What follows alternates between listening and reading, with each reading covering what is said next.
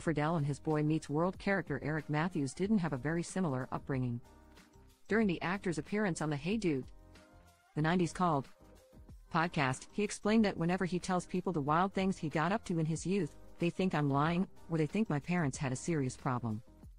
Friedle, 47, explained that while his parents were supportive of his acting dreams, they weren't willing to drop their own law careers to help him, so he often traveled to auditions without them. My manager would pick me up most of the time, and I would walk the streets at 11 years old, he recalled of being in NYC on his own. I would go to my audition. These stories are awful. I started smoking at a very young age, so I would go, and I would buy my cigarettes, he confessed. I would buy a couple magazines because I knew that I could sell them for way more money to my friends back in Connecticut, so I could jack up the price. So I'd stop at the kiosk, they would look at me and say, "Well, you're 11, so of course. Here are cigarettes and pee," he quipped of how things weren't very strict back then.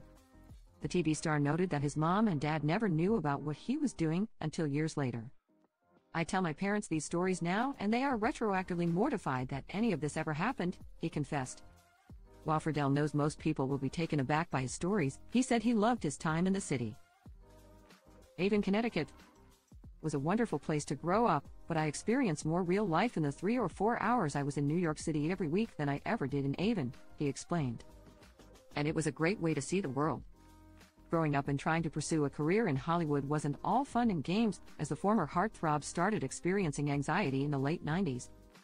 Friedle detailed one scary incident that occurred while filming HE double hockey sticks. "I'm in the middle of a take and I have my first panic attack," he spilled. "They used the take, so I can actually watch my first panic attack ever in the movie. But I'm the only one who knows it. I thought I was dying," he said. "You have to be dying because there is no other explanation for why, all of a sudden your body and mind are doing this to you." The star eventually sought out treatment and started medication. "Your whole life is different. Everything is different. The colors are different, food tastes different, acting is different," he explained of how he felt after addressing his problems. "You are a different person, human being, than you were the nanosecond before you had the panic attack,"